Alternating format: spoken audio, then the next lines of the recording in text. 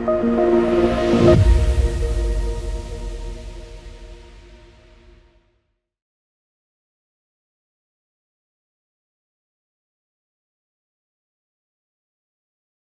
voulions terminer effectivement ce chapitre de l'IA en ouvrant un petit peu notre esprit grâce à notre invité sur l'IA générative et ce qui touche au-delà du domaine bien sûr de la santé et qui touche au fait notre monde d'aujourd'hui et de celui de demain qui arrive. Bruno, je te laisse présenter notre invité. Oui. Donc, merci d'être encore là. On va accueillir Vincent Perrin, qui est le directeur technique d'IBM Écosystème Intelligence Artificielle.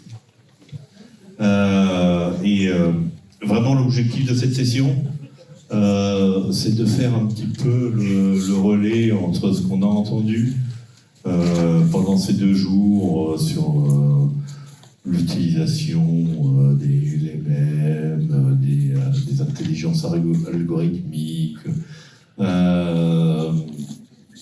qui sont présentes dans notre quotidien depuis presque une vingtaine d'années. Il ne faut pas oublier ça. C'est pas nouveau. Par contre, ce qui est nouveau, ça a été dit hier, c'est la pénétration de l'outil et l'utilisation de l'outil. Ça, c'est très nouveau et c'est même presque effrayant à la vitesse à laquelle ça se diffuse. L'idée, c'était de faire un petit peu un état des lieux de ce qui se fait et surtout de savoir ce qui nous attend demain. Parce que ça, c'est important.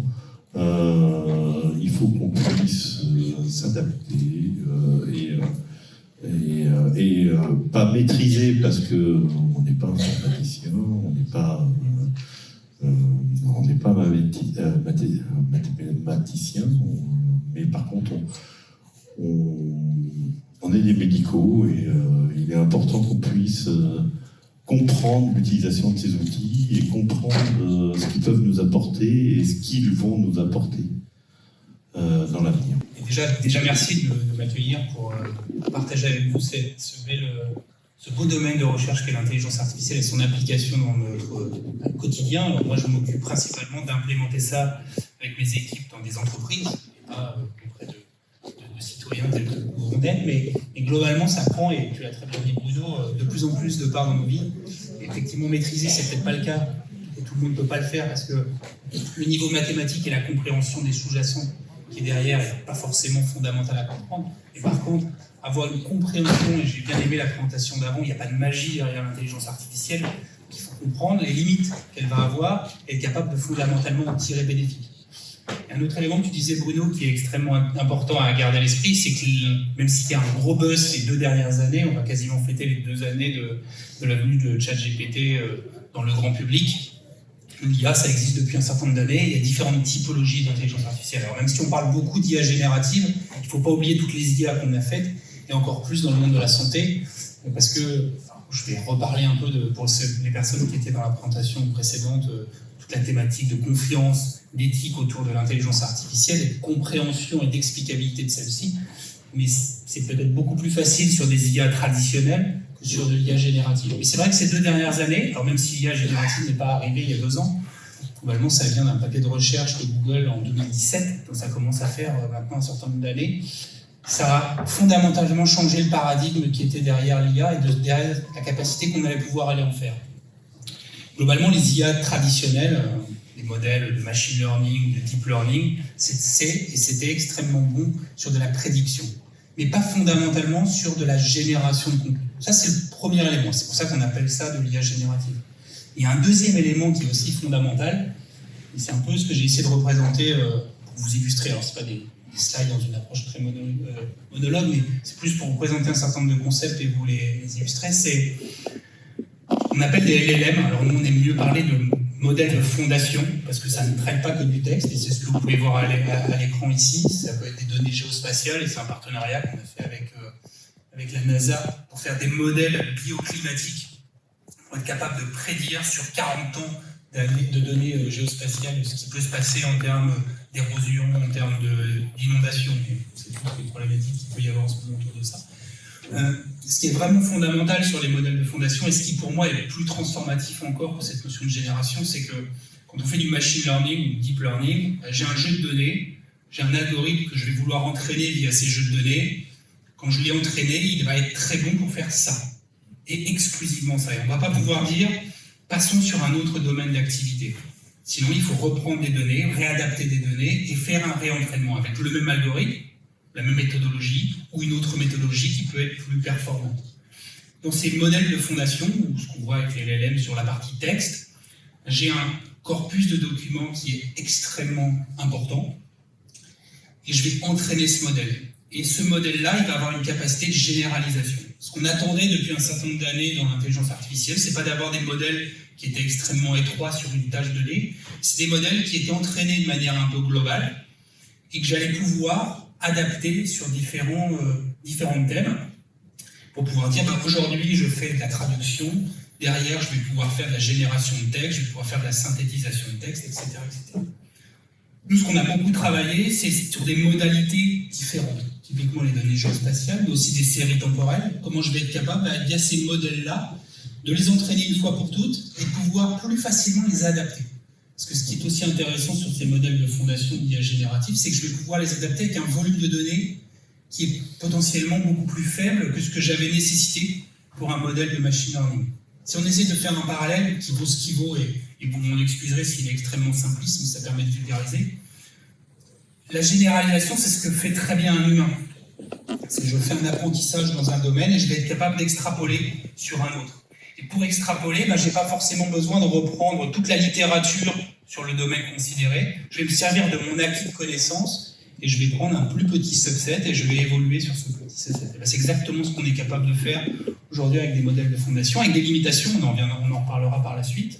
Et je peux l'avoir sur plein de modalités. On parlait hier avec un client, alors ça sera annoncé officiellement au CES, donc je vais laisser la primauté de ça, mais globalement sur d'autres grammaires, pas du texte. Alors là, c'était ce qu'on a fait avec Moderna sur l'ARM messager, sur des grammaires un peu différentes, où j'entraîne ces modèles de fondation dans la même approche méthodologique que j'ai sur un chat GPT classique dans ces modèles-là. Donc ça, c'est extrêmement intéressant parce que ça ouvre une nouvelle perspective sur, je vais entraîner un système une fois, je vais l'adapter de manière beaucoup plus triviale et potentiellement vous permettre, avec cette notion de vulgarisation qu'on évoquait tout à l'heure, de l'adapter. Ça, c'est une première grosse révolution qui est arrivée, et elle en a découlé un certain nombre. Une autre qui va vous arriver en tant que citoyen, en tant qu'humain, et probablement de plus en plus dans les différentes organisations, c'est la notion d'agent. Ce que vous avez probablement pu voir ces dernières années, de plus en plus fleurir, et dans la stratégie de digitalisation de l'État français, où une digitalisation peut avoir un certain nombre d'organisations en disant avant il y avait un call center, j'appelais, j'avais un humain. Depuis quelques années, vous avez des interfaces conversationnelles. Alors, on appelle ça des assistants conversationnels, on appelle ça des chatbots. Prenez le vocabulaire qui vous scie aujourd'hui. Et globalement, pour ceux qui ont pu jouer avec, ils ont évolué au fur et à mesure des années, mais ils étaient assez linéaires, assez déterministes. Et globalement, vous aviez une problématique et le système vous questionnait plus ou moins pour essayer de collecter les informations, mais sur un parcours de conversation qui était plus ou moins statique. Alors on avait essayé avec des stratégies de le rendre moins statique, mais globalement, en termes d'entraînement, il était là. Alors c'est extrêmement performant, ça permet de dériver, je prends des call centers, je prends par exemple la SNCF qui témoigne régulièrement là-dessus, il y a plus de 80% des interactions qui avant étaient faites avec des call centers qui sont faites au travers de ces outils-là. Donc ça amène une performance. Mais voilà, ça a un cadre, une problématique. Ce qui arrive fondamentalement, aidé par tous ces modèles de fondation ou LLM qu'on voyait derrière, c'est ces notions d'agent. Gardez ce terme agent IA, parce que je pense que même aux 20h de TF1, vous allez dans quelques temps en entendre parler, si ce n'a pas déjà été le cas. Vous voyez assez rapidement, alors c'est en anglais sur un thème qui n'est pas biomédical, mais ça permet de montrer la chose. Si avant, dans un assistant, je lui demandais de me réserver un billet d'avion pour aller à Las Vegas, il allait me poser un certain nombre de questions qui étaient globalement les questions qu'un assistant allait composer et qui va le guider à collecter les bonnes informations. Dans un système d'agents, là on est dans une approche non déterministe où le système va de manière complètement autonome, et on parle de plus en plus d'agents autonomes IA, être capable d'aller interagir avec différents outils, différentes solutions, différents besoins, en comprenant la demande. Je veux booker un vol pour aller à un événement ici. Il va aller chercher à quoi correspond cet événement. C'est un événement qui se passe à Las Vegas. Okay, donc je vais aller ensuite voir la compagnie aérienne qui est la bonne, trouver les vols pour Las Vegas, directement aussi interagir avec l'agenda de la personne pour, lorsque le vol a été booké, et directement entrer dans son agenda et lui répondre. In fine, le résultat est peu ou prou le même. Mais l'approche qui est derrière est beaucoup plus instantanée, beaucoup plus autonome. Donc il y a tout un travail qui est de plus en plus orchestré pour automatiser un certain nombre de processus, comme on pouvait le faire avant, mais en diminuant de plus en plus les interactions humaines. Alors ça peut vous amener à un certain nombre de questions, en disant, mais oui, comment je peux avoir confiance que les différentes étapes que le système, alors ici, nous illustre, parce qu'on est au début de cette évolution et c'est important, demain il ne les illustrera peut-être pas. Comment je peux m'assurer que globalement c'est les bonnes? Il a bien fait les bonnes interactions, il m'a bien réservé le bon vol, il n'y a pas derrière des biais, il n'y a pas derrière un certain nombre de problèmes. Et si je suis dans le médical, est-ce que les données qu'il a exploitées, les informations qui a été collectées, la source d'information qui a été cherchée est la bonne? Et c'est là où vient la thématique qu'on évoquait tout à l'heure de comment je peux avoir confiance dans ces systèmes-là. Ça, c'est un autre sujet qui est extrêmement important, et surtout pour la notion de LLM ou de Foundation Model, c'est comment je peux m'assurer, lorsque j'interroge ce type de système, qu'il me retourne une information qui est bonne. Alors, vous ne pouvez plus faire le test aujourd'hui, mais globalement, il y a encore quelques mois, vous alliez sur ChatGPT, vous lui demandiez les 5 femmes premières ministres françaises, et vous sortez 5 noms de femmes. Pour ceux qui font un peu l'histoire de la politique française, il n'y en a que 2, mais le système, vous les ressortez de manière plus ou moins bonne. Ou alors, le système était, et encore la plupart du temps aujourd'hui, capable de dire je vais lui poser une question qui est extrêmement sensible. Par exemple, quelle est la recette pour fabriquer une bombe? Le système va répondre à la question en ayant analysé son corpus et en vous fournissant la bonne information. Ça a été essayé de travailler, mais globalement, on s'aperçoit, et les hackers se donnent à cœur joie pour travailler ça, en modifiant, en altérant légèrement la requête. Alors ici, de manière un peu compliquée, parce que je voulais faire un peu science-fiction.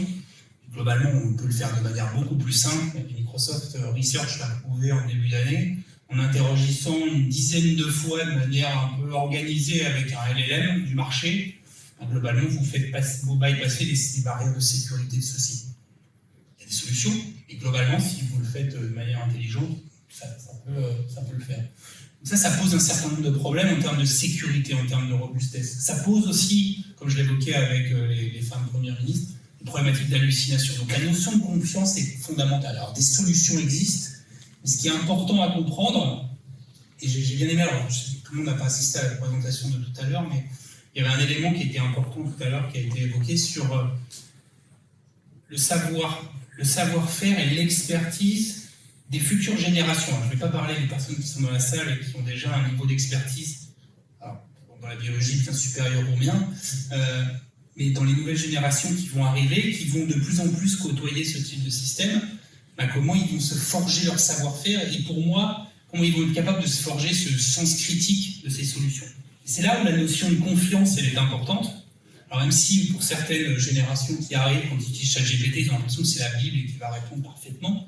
Si on leur met des outils équivalents dans une entreprise, ils vont avoir le même réflexe, très probablement. Non, il faut leur ramener cette notion de confiance et de compréhension.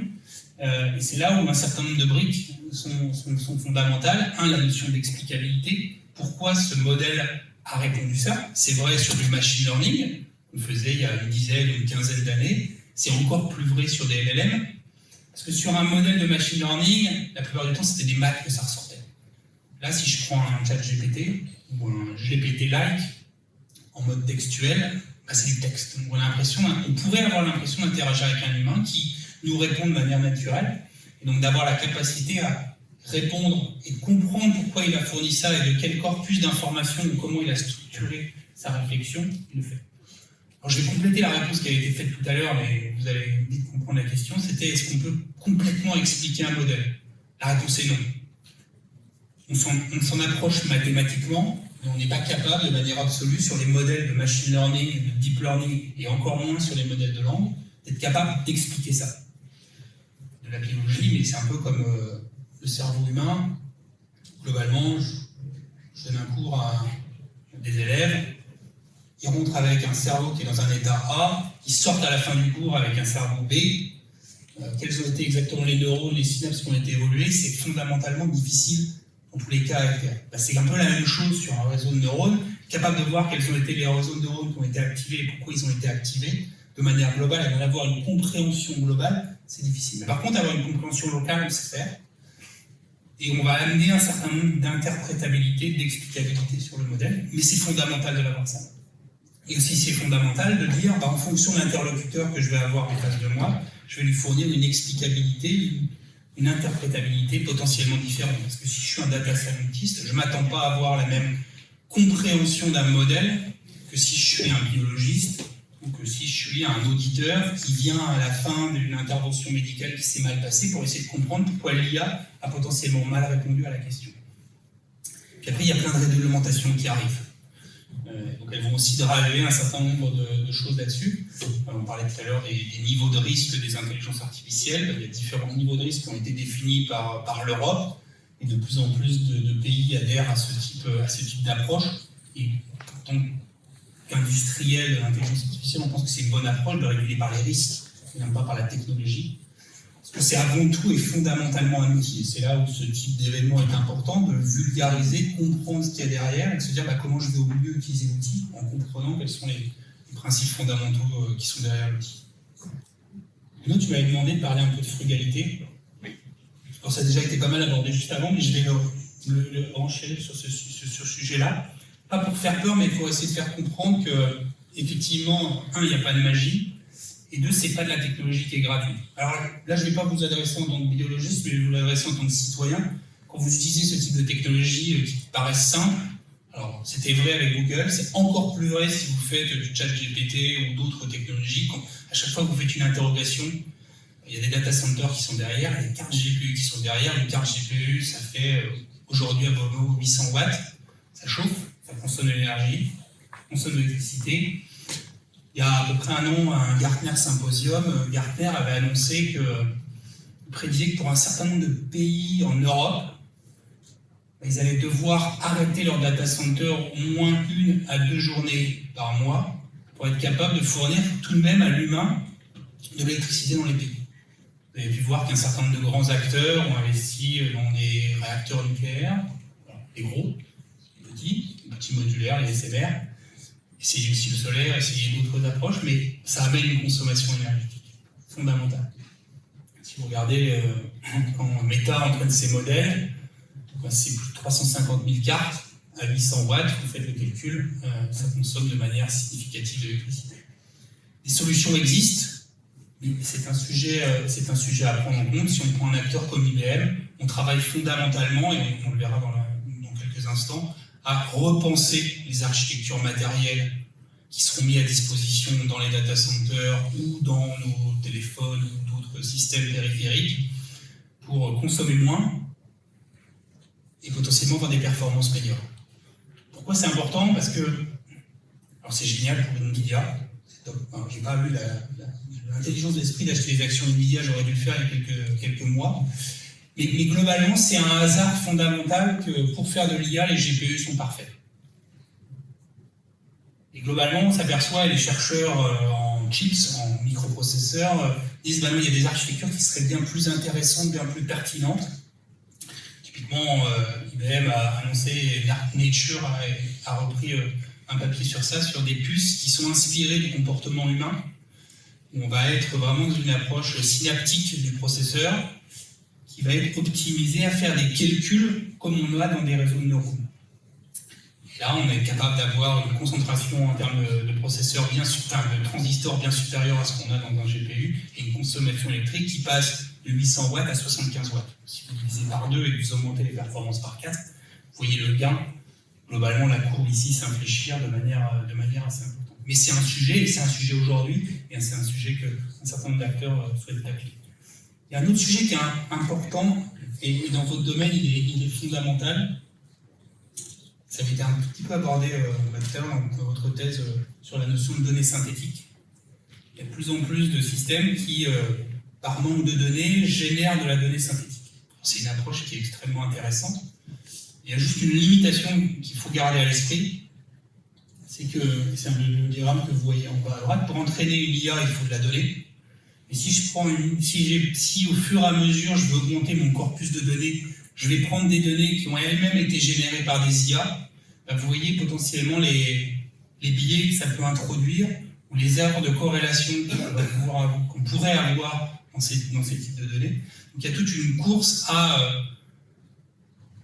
des vraies données et non pas des données synthétiques, en tout cas pour l'entraînement des modèles de base. Quand je parle d'entraînement de modèles de base, si on prend des modèles de fondation extrêmement larges, c'est des trillions de tokens, des trillions de mots qui sont mis pour entraîner ces modèles. Donc il faut prendre toutes les bibliothèques Wikipédia, un grand nombre de données qui sont sur le web grand public, etc., pour entraîner ces modèles. Même si une grande partie de ces données-là ont été générées par des données synthétiques, là forcément je vais avoir un biais qui va être impacté.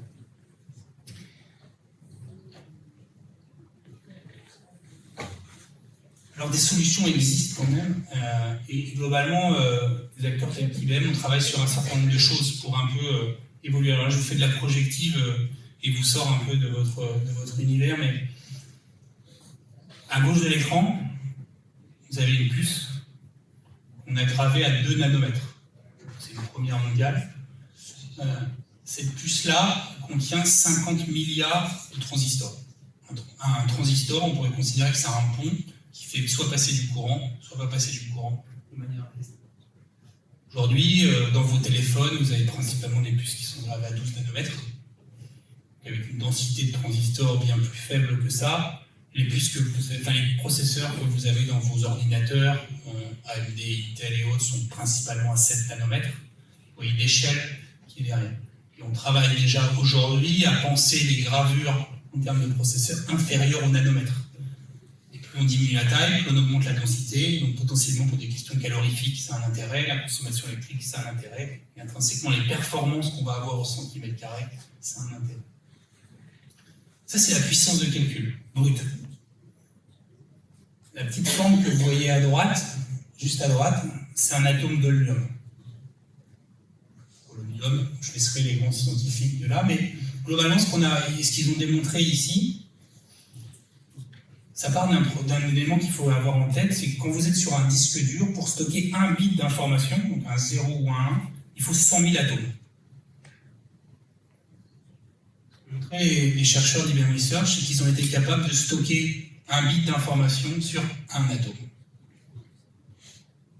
De le mettre et de le récupérer. Parce que écrire, c'est une chose, mais si je ne sais pas le lire, c'est un peu dommage. Donc là, je sais écrire et lire. Donc j'ai un facteur de réduction du stockage d'informations de 100 000, d'un rapport de 100 000, entre je stocke un bit sur 100 000 atomes versus un atome. Ça va augmenter, et le stockage, c'est aussi ce qui est important pour pouvoir alimenter des intelligences artificielles, stocker de l'information, stocker de plus en plus, et on le voit, on n'a jamais créé autant de données. On est tous en tant qu'humains avec des senseurs de partout, la montre connectée, le téléphone qui suit ce que je suis en train de faire, ça collecte de la donnée. Donc, c'est des systèmes qui génèrent de plus en plus de données. Moi, si je veux pouvoir les exploiter, il faut que je puisse être capable de les stocker. Le stockage est important, le compute est important. Je vous évoquais tout à l'heure la partie Brain Inspiring. On considère qu'il y a un triptyque qui existe, qui est l'informatique classique, comme vous avez pu tous le faire un peu à l'école, avec des bits 0 ou 1. Une informatique plutôt neuronale, inspirée du cerveau humain, et c'est la troisième image que vous voyez à droite, où là, en fait, on repense fondamentalement l'architecture des ordinateurs. Donc là, je vais un peu abscon, mais c'est fait exprès, ça fait intelligent. Informatique, c'était une architecture qui a été pensée dans les années 50, von Neumann, où j'avais une unité de calcul, une mémoire, et l'unité de calcul allait piocher dans ce référentiel de mémoire, traiter l'information et le remettre dans la mémoire. Et donc intrinsèquement, j'avais un goulot d'étranglement entre ces deux-là. C'est pas ce que notre cerveau fait. Notre cerveau, il stocke l'information et il la compute au même endroit. Dans cette puce-là, on a agrégé dans la mémoire la capacité de calcul. ce qui va permettre intrinsèquement d'augmenter de manière significative la capacité à traiter l'information. Aujourd'hui, sur la même puce, sur la même densité, on va avoir un facteur d'échelle de 25 par rapport à ce qu'on fait aujourd'hui sur des processeurs classiques. Ça viendra complémenter, ça ne viendra pas renforcer, mais en fonction des cas d'usage, ça va être extrêmement intéressant.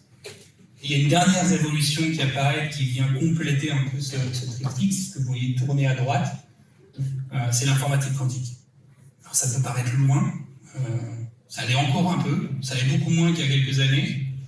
Globalement, c'est quelque chose qui commence à infuser dans la plupart des organisations en termes de réflexion, en termes d'algorithmie qu'il va avoir derrière. Globalement, c'est un nouveau paradigme informatique. Si j'essaie de faire extrêmement simple, mon chef me taperait dessus si je le disais, mais dans le bit, c'est 0 ou 1. Dans l'informatique quantique, c'est 0 ou 1 et 1. Donc globalement, je vais avoir une exponentialité à pouvoir traiter de l'information de manière parallèle, bien supérieure à ce que je suis capable de faire dans une informatique classique.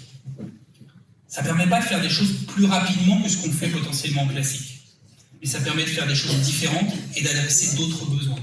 Typiquement, dans toute la partie modélisation de la vie, modélisation de la nature, modélisation des molécules, je ne vais pas être capable de modéliser l'ensemble des états d'une molécule, et je prends une molécule extrêmement basique de café par exemple, qui a 25 paramètres, 145 paramètres, donc 2 puissance 145 paramètres particuliers pour être capable de modéliser l'ensemble de ces états. Je ne sais pas le faire sur un ordinateur classique. Par contre, sur un ordinateur quantique, qui aurait un système stable de 145 qubits, je vais être capable d'avoir l'ensemble de ces états représentés à un instant T et pouvoir faire de la modélisation sur ces états-là. Donc ça m'ouvre tout un champ de recherche extrêmement important. C'est vrai sur la simulation de la nature, c'est vrai sur toute la partie mathématique et intelligence artificielle de manière particulière. On commence à avoir des travaux sur comment ces deux univers se relient pour pouvoir avoir des performances d'un certain nombre de modèles un peu supérieurs à ce qu'on a aujourd'hui. Et dans tout ce qui va être la recherche et l'optimisation, on travaille avec des acteurs sur un problème qui est assez classique de chemin du voyageur, où j'ai des éléments à bouger, quel va être le parcours le plus optimal à faire, et on voit une exponentialité en fonction du nombre de parcours et de stops qu'il peut avoir. C'est un problème par exemple qu'a Amazon quand il livre des colis dans le dernier kilomètre, qu'on sait approcher en classique et qu'on pressent pouvoir être capable de traiter en quantique dès qu'on aura des ordinateurs. Quand je disais proche, globalement on progresse. On a été un des premiers acteurs à mettre des ordinateurs quantiques à disposition en 2016. On était sur des systèmes à 5 qubits, donc 2 puissance 5. On sait facilement le faire à gauche avec un ordinateur classique. Aujourd'hui, on a des systèmes qui ont plus de 1000 qubits, qui ne sont pas parfaits, mais 1000 qubits, vous ne savez pas les simuler à gauche. Donc on commence à avoir des problèmes mathématiques où on va être capable de faire mieux que ce qu'on est capable de faire en classique. Ça ne résout pas tous les problèmes, et un certain nombre de problèmes, on va être capable de le faire. Et globalement, on s'aperçoit que dans la roadmap qu'on a annoncée, à partir de 2033-2035, on va avoir des systèmes extrêmement robustes qui vont aller beaucoup plus loin dans cette démarche. Et avant de laisser la place à des questions, je n'ai pas du tout regardé mon timing, mais comme d'habitude, j'expose toujours les temps, mais pour l'instant, ce n'est pas parti. Là, je suis parti peut-être un peu loin avec cette approche qubit, neurone et classique. Bit. Le seul message que je voudrais garder sur l'IA, c'est celui qu'on a fait sous forme un peu d'injonction au marché, c'est ne soyez pas uniquement des utilisateurs de l'IA, soyez des créateurs et comprenez, et je pense que ce type d'événement est exactement ce qui est nécessaire de faire, comprendre les tenants et les aboutissants, les capacités que ce type de technologie amène, pas que l'IA générative, l'IA classique de manière globale, et faites-vous sien de cette technologie et adaptez-la. L'autre élément qu'on évoque de manière extrêmement forte, c'est de dire, résumez pas une stratégie d'intelligence artificielle où je délègue un tiers un appel sur Internet et je répondrai à une question, c'est adapter ces modèles à vos données, à votre expertise, aligner ces modèles avec vos données, il y a des solutions qui existent pour prendre vos données et les mettre dans vos modèles. Vous créez vos propres modèles d'intelligence artificielle, de machine learning, d'IA générative adaptée en fonction des besoins, et soyez des créateurs de valeur. ne déléguez pas cette valeur à un tiers, mais faites du ancien. Et typiquement, le topo que j'ai écouté juste avant était exactement dans ce message-là. Je l'ai formulé un peu différent. Voilà un peu ce que je voulais partager. Je ne sais pas s'il y a des questions ou si... Vas-y. Merci. Moi, j'avais quelques questions. Vous avez parlé de la notion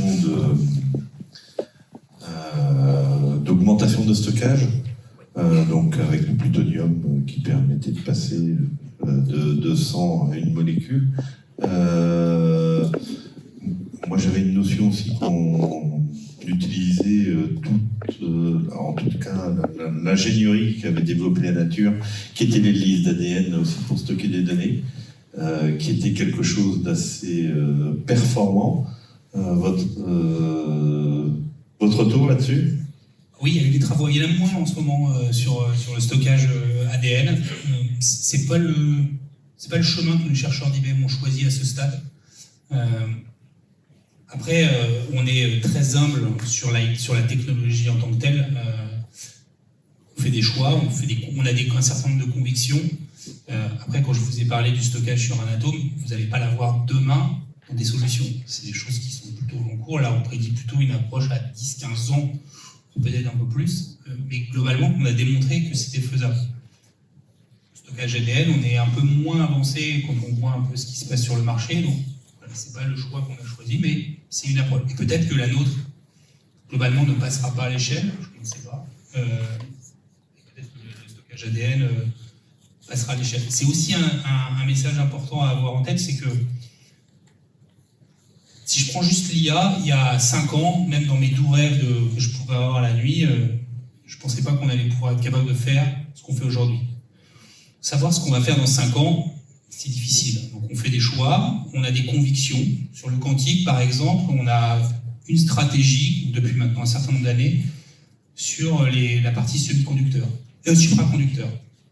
D'autres ont d'autres stratégies pour être capables de représenter un qubit.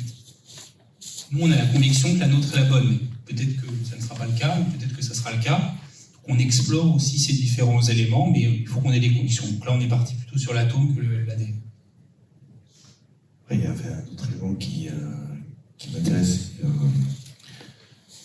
Dans le grand public, IBM n'est pas connu pour sa capacité à développer l'intelligence artificielle, à proposer l'intelligence artificielle. Et j'ai entendu quelque chose, moi, qui a tilté tout de suite, qui était dans votre présentation, l'entraînement entre guillemets éthique que prônent un certain nombre d'entreprises comme Anthropic et d'autres. Et ce que j'ai compris, ou ce que j'entends dans un peu votre présentation, c'est que vous faites votre petit bout de chemin, tranquillement, avec les industriels, avec les acteurs du marché, que vous développez des solutions qui sont traçables, explicables, éthiques. Est-ce que j'ai bien compris? Vous avez parfaitement compris. Effectivement, c'est un sujet qui, en ce moment, je ne sais pas pourquoi, revient souvent dans mes discussions. IBM a abandonné la partie grand public depuis maintenant un certain nombre d'années. Quand on a vendu les derniers SIMPAD, c'était rigolo, quand je suis arrivé à l'accueil, il y avait des SIMPAD, ça m'a rappelé quand j'étais jeune IBM. On les a vendus en 2004, donc c'était il y a 20 ans. Et depuis, on n'est plus du tout sur le marché du grand public. Et notre vision est vraiment une approche technologique. Ce qu'on veut, c'est fournir des plateformes technologiques pour permettre à nos clients, aux organisations, de se transformer et d'exploiter au mieux la technologie. Sur l'intelligence artificielle, on a fait grand bruit il y a quelques années, moins après, parce qu'on était plus dans une approche de passage à l'échelle et d'industrialisation. Mais dès 2012, on a eu des chercheurs qui ont travaillé sur l'éthique de l'IA. 2017, on a beaucoup commencé à pitcher sur cette thématique de confiance et des modèles et de transparence. On a aussi très tôt parlé, je fais un peu trop de franglais, parlé sur la notion de propriété de la donnée. Typiquement, dans nos modèles de fondation, donc IBM en produit un certain nombre, effectivement, ils sont accessibles au grand public, vous pouvez télécharger sur des marketplaces de data scientists, mais on ne les met pas à disposition au grand public parce que ça n'a pas fondamentalement de sens. Nos clients, je suis une forme de boutade, ils ne demandent pas à leur modèle qu'on pourrait mettre à leur disposition quelle est la date de la bataille de Marignane. Ils leur demandent une question purement technique liée à leur métier, liée à leurs données. Et nous, ce qu'on veut accompagner, c'est de fournir des modèles de base, et on a un certain nombre de modèles, plutôt des petits modèles, et on va fournir la capacité à les personnaliser, à injecter dans ces modèles-là les données de nos clients. Parce que ça part du constat qu'aujourd'hui, quand vous regardez des modèles Anthropic, OpenAI et autres, 99,99% des données sont des données grand public. Elles n'ont pas fondamentalement de sens pour les entreprises considérables. On n'est pas sûr que toutes ces données-là sont des données sur lesquelles la notion de copyright a été correctement respectée, sur la notion de brevet potentiel a été respectée, de propriété intellectuelle, de propos haineux, etc., etc.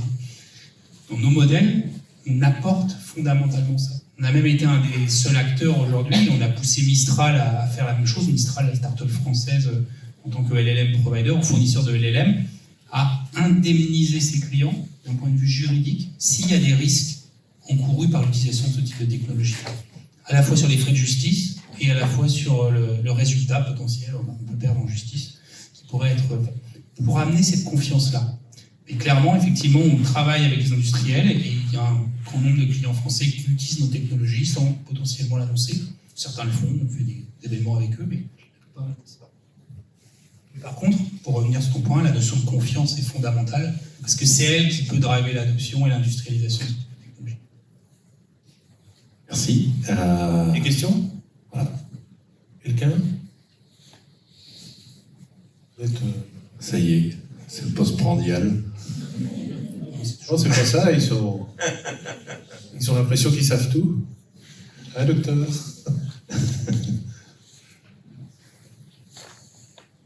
Zéro question. Si vous pouvez donner des applications de solutions que vous avez vendues à des industriels et qui sont aujourd'hui des applicatifs que les Français peuvent avoir. Alors, le premier ne va pas vous plaire. Ça arrive à peu près au mois de mai-juin. C'est les impôts. Voilà. L'assistant, l'agent qui potentiellement vous aide à remplir votre fiche d'impôt, c'est la technologie IBM qui est sous-jacente. Celle-là, elle n'est pas très intéressante.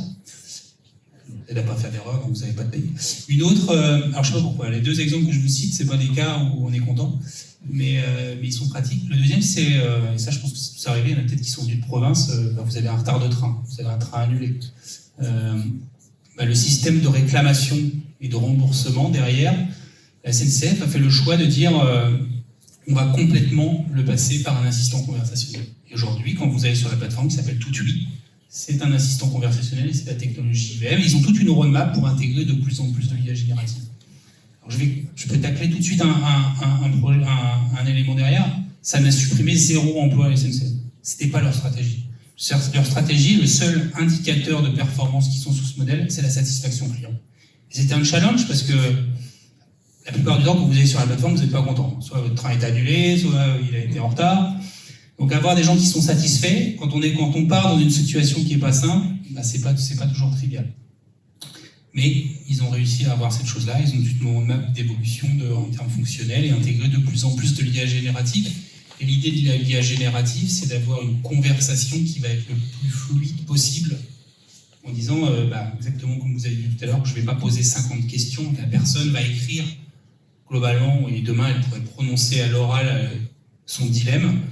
Mon train a été en retard, j'ai dû prendre un hôtel et je vais vous envoyer la facture de l'hôtel que j'ai en pièce jointe. Je fais ça en une phrase, le système collecte toutes les informations et traite automatiquement la demande. Ça, c'est deux exemples assez triviaux. On a un autre, celui-là, je trouve extrêmement intéressant parce qu'il illustre l'inclusivité que permet l'intelligence artificielle. Pour ceux qui, un jour, seraient intéressés pour venir dans les locaux d'IBM, vous pourriez voir une démonstration qu'on a fait avec un partenaire qui s'appelle Gives, qui est un signbot. C'est un peu comme un assistant virtuel, mais c'est en langage décisif. Alors vous allez me dire, mais si la personne est sourd et muet, on lui met un chatbot textuel et puis c'est super. Alors moi, c'était mon approche un peu naïve au lancement de ce projet. En fait, ce que j'ai appris, c'est que pour une personne qui est sourde ou malentendante de naissance, la notion de lecture, elle est difficile. Ça peut paraître anecdotique, mais bon, contre-intuitif plus qu'anecdotique. Mais le langage des signes est une approche qui est fondamentalement importante, plus que l'écriture pour ces personnes-là. Donc, ce qu'on a développé avec eux, sur un moteur d'intelligence artificielle conversationnelle, c'est un avatar qui va, au travers d'un flux vidéo, être capable de reconnaître le langage des signes. Et sachez qu'il existe un langage des signes par langue dans le monde, et un avatar 3D qui va répondre en langage des signes. Donc j'ai du text to sign qui a été aussi implémenté. Et le text to sign, un signe, c'est pas juste un mot ou une lettre, c'est la plupart du temps des fois un sens, etc. Donc ils ont aussi entraîné et utilisé des traducteurs de signes pour entraîner des modèles à être capables de pouvoir répondre sur la thématique qui est donnée. Demain, on l'a déjà implémenté chez un certain nombre de clients, mais vous allez pouvoir les voir dans des bornes, dans des aéroports, dans des commerces, pour pouvoir aider les personnes sourdes et malentendantes à interagir, demander des informations sur son vol, sur un colis, etc. Mais également sur des sites web. Donc ils pourraient être chez eux, derrière leur PC, leur webcam ouverte, et interagir en langage des signes. Pour moi, c'est aussi un bel exemple de l'usage de ce type de technologie. Ça sort de la biologie. Ça, j'aime pas trop parler des exemples qui pourraient vous être proches, comme ça je fais pas d'impair et d'erreur. Mais voilà, c'est des beaux exemples. On peut comprendre à la SNCF qu'on vire personne, mais je me souviens très bien, chez moi, dans ma région, le CHU avait été à un moment donné, on avait demandé effectivement à Capgemini d'essayer de résoudre le problème des RH. Et ça, j'ai pas l'impression qu'ils ont réussi. C'est-à-dire de pouvoir gérer l'ensemble c'est le premier employeur de notre région, l'ensemble des services, des contraintes, tout, pour imaginer demain quand même qu'on puisse trouver peut-être une solution. Parce qu'on sait qu'il y a un problème de management de l'hôpital. Comment on arrive à trouver où placer les bonnes personnes au bon moment, etc. Est-ce qu'un jour vous pensez que c'est applicable, l'IA, dans ce domaine-là? Sur le resource management? Ouais. Alors, en tant que société de conseil, on le fait. Pas pour comme ça je sors du domaine médical et des limites qu'il pourrait y avoir, mais en tant que société de conseil, on a un certain nombre de demandes de clients, de cahiers des charges qui nous arrivent, on a des profils d'experts sur tel ou tel domaine, et on a des systèmes qui nous simplifient. Alors je dis pas automatisé pour pas faire peur, parce que ça fait jamais du 100%, et l'IA ne fera probablement jamais du 100%, et c'est très bien. Mais elle va aider nos collaborateurs à plus rapidement traiter les demandes de leurs clients, et lorsqu'il y a besoin de faire du positionnement d'experts sur tel ou tel sujet, être capable d'avoir screené l'ensemble des CV de nos différents collaborateurs et dire ce collaborateur-là, il est disponible. Si vous vous rappelez l'agent que je vous ai montré tout à l'heure, parce que ça ne sert à rien de proposer quelqu'un qui n'est pas disponible, il est disponible et en plus il a le bon expertise, et il va être capable d'être disponible sur la plage de temps qui est demandée dans ce cahier des charges. Et dans ce cahier des charges, il y a aussi des exigences du client, qui peuvent être des exigences légales, qui peuvent être des clauses de liability, de responsabilité dans le système, être capable de les extraire, voir si elles sont en corrélation avec ce qu'on a dans nos propres contrats, et ça de manière la plus automatisée possible. Ça, c'est une réponse. Une autre réponse, c'est un autre projet qu'on a fait il y a quelques années, comme ça je revient un peu dans le monde médical. C'est pas de l'IA générative, mais j'ai un collègue qui me tape quand j'en parle pas, c'est toute la notion d'optimisation mathématique ou d'optimisation sous contrainte. Parce qu'on ne vit pas dans un monde infini, malheureusement, en termes de ressources, et donc l'optimisation mathématique, elle est fondamentale.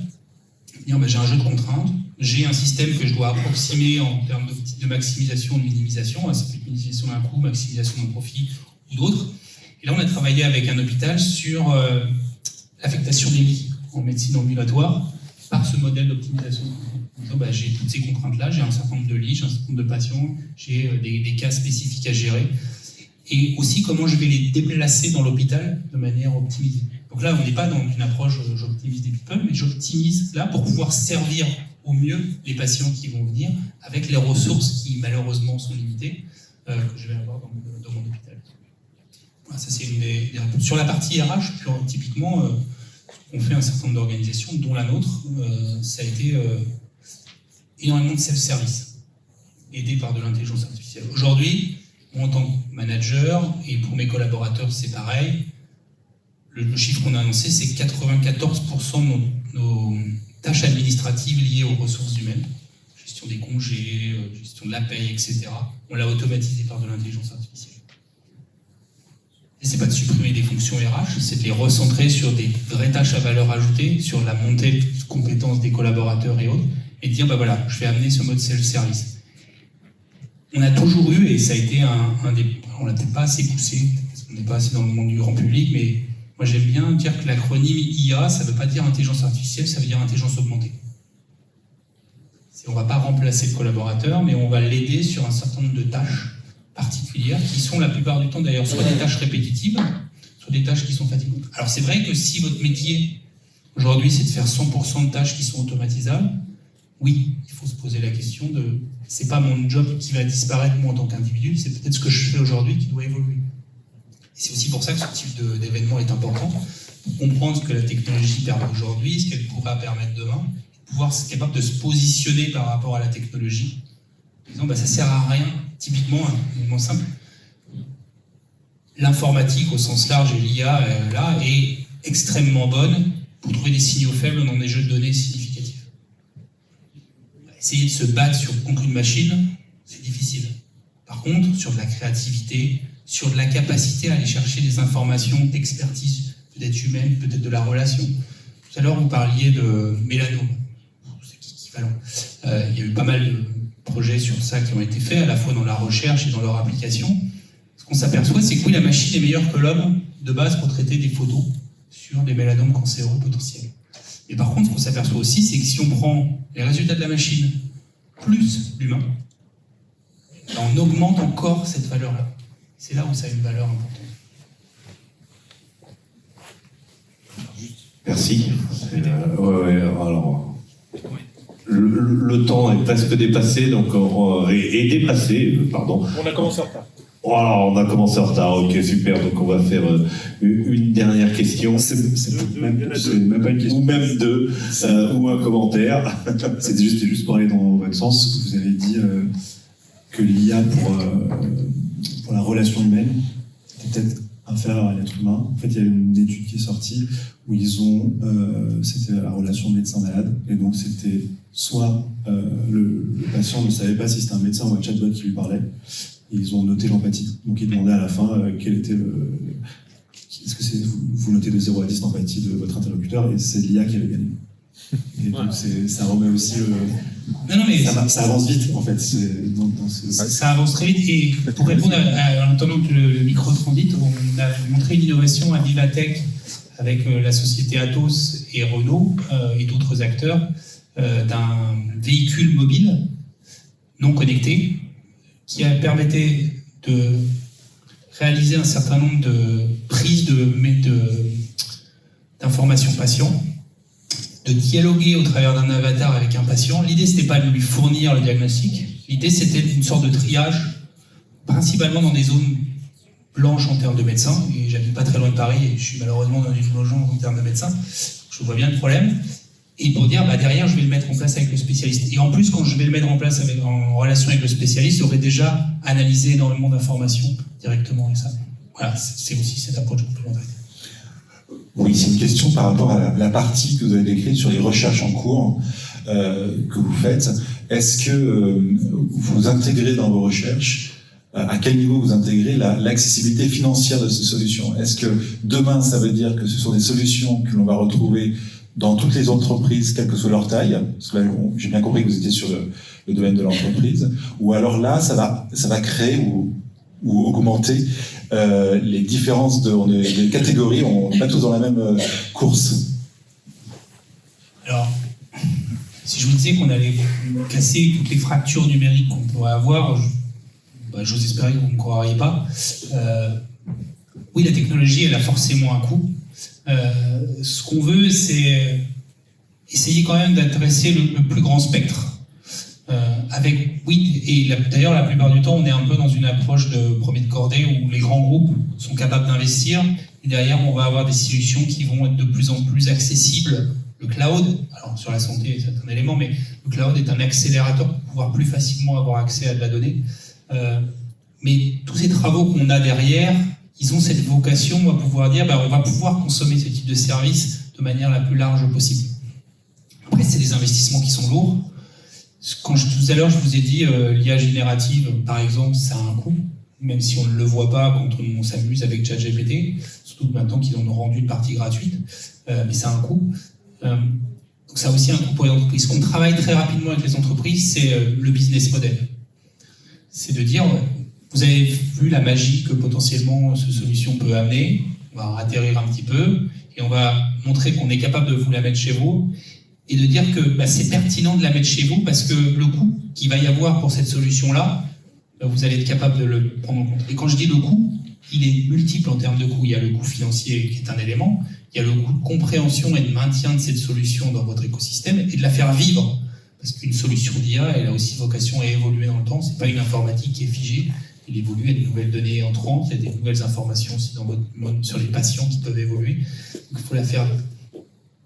Oui, on a une approche, mais un peu comme tout cycle, Gartner a une approche un peu sous forme de vague, en disant là on est dans cette phase de grosse expérimentation et de gros tests. Les clients commencent à être sur cette approche d'industrialisation forte, puis derrière je vais avoir une commodité qui va arriver progressivement. Mais ce qu'on veut, c'est qu'il puisse arriver, parce qu'il y a des pénuries hardware qui sont aussi une approche complètement indépendante de ça, donc on veut pouvoir tacler avec des solutions. Et puis toute la problématique énergétique et de sustainabilité. Voilà, super, merci. On va clôturer cette session et on va Clôturer ce congrès. Et je passe la parole à François pour clôturer En le vous congrès. remerciant d'abord pour ce 67e congrès. Merci beaucoup.